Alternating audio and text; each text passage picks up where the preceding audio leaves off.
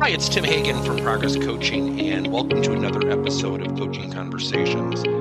And I wanted to make you aware of something very cool that we're doing on a subscription basis, and we'll put a link in each one of our episodes. But every Wednesday, we're going to be doing what we call an audio podcast workshop. That workshop will be roughly about 14 to maybe 20 minutes per episode, with each month having a theme from a coaching model, to using feedback strategically, to coaching self-awareness, and so on. So if you could look in the body or in the content description of each episode, and you will see a link where you can join this subscription. These are literally 4 workshops every month teaching specific strategies to address a particular area of workplace coaching as it relates, again, to things like awareness, motivation, teamwork, and what have you. Here's the cool thing. It's only $10 per month, and each month you will get a handout that we will follow along with. So we also give you a tool for you to take notes as we go through each episode. I hope you'll check it out. So what if we defined a successful conversation of disagreement? Think about that just for a second. A successful conversation of disagreement. So let me give you context. Let's take a Republican and a Democrat here in the States. And what would a successful conversation truly be? Now, I think we all want to convince the other side to come to their side, but deep down, I think we know it's probably not possible or plausible. A successful conversation might be hearing one another's views and appreciating one another's views. Doesn't mean we agree with one another's views. So when we have conversations in the workplace, we have conversations of disagreement. We deliver feedback. We provide observations. We challenge one another. So when there's a conversation, a number of things occur. Now, we're going to get into emotional intelligence, the 2 major tenets as I see them, called self-awareness and self-regulation. Now, remember with self-awareness, 85% of people significantly lack self-awareness. Study done by Tasha Eurich. 95% of the people in the survey said, yes, I'm highly self-aware. She tested them, only 10% were. Now, self-regulation is holding back, not interrupting, not disrupting, not yeah-butting somebody. Yet there's a storm before emotional intelligence. It's called emotional interpretation. So when I go up to somebody and say, why would you vote for that candidate?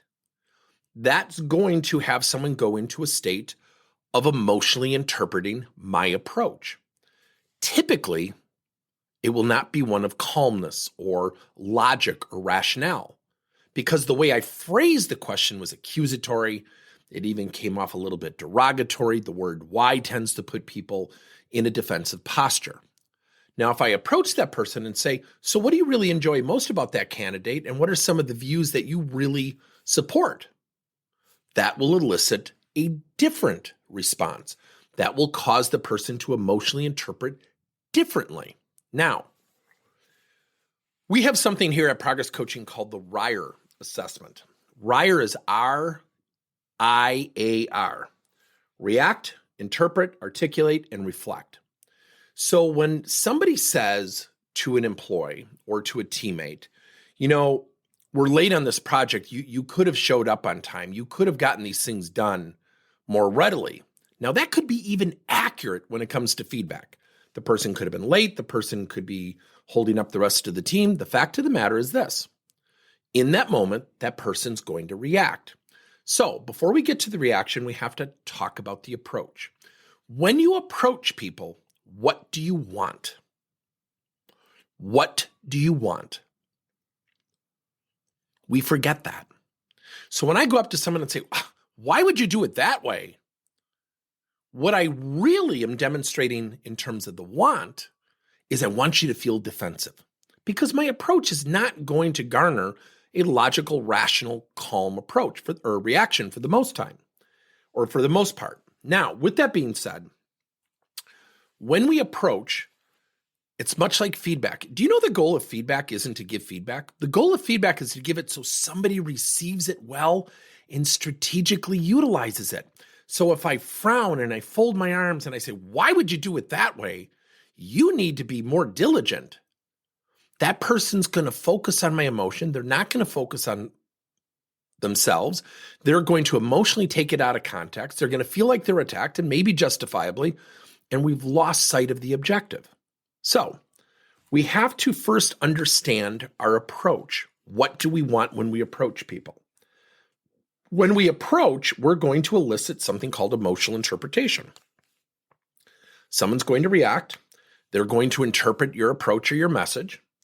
They're going to articulate a response. And then hopefully they're going to reflect upon how they responded. Most stop before reflection. So when I approach somebody, my approach is important. There's a reaction. Then somebody goes into a mode of emotional intelligence. Let's get back to self-awareness and self-regulation. Self-awareness is truly seeing yourself, looking in the mirror, and being honest. Few people do it. So, with that being said, if I approach somebody and they don't like what they hear, they don't calm down. They don't become more rational. They don't become more logical. They tend to become more emotional. They tend to take it out of context.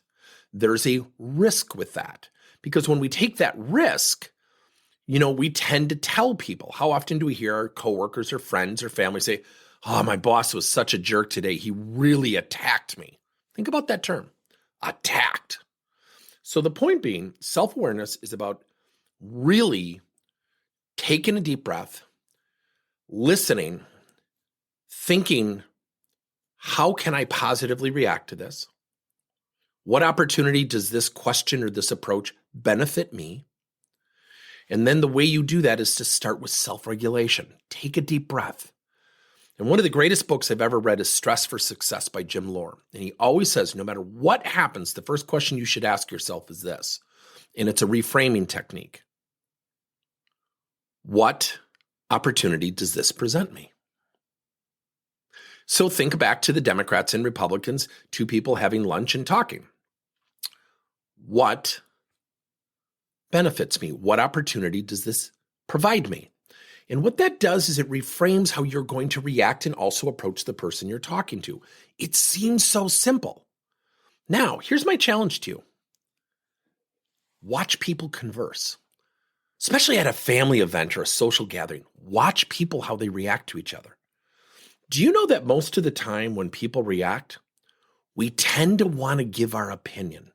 We tend to want to give our interpretation. We tend to want to have our voice be heard. How often when you hear people in disagreement, let's go back to Democrats and Republicans, do you hear, "yeah, but"? What's always funny to me is that when somebody brings up the president or a past president, we end up bringing up the other person.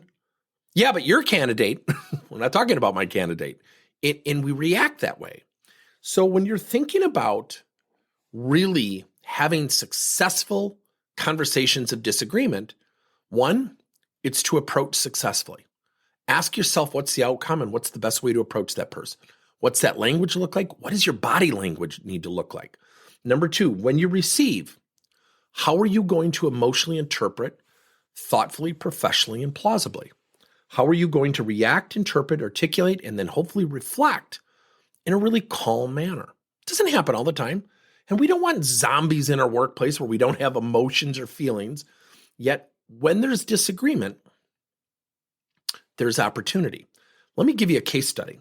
There was a client during the pandemic that made materials for bacterial viruses. And so needless to say, this company, the pandemic was great for them. And I had a leader say, "Geez, I got two departments. They've got to work together.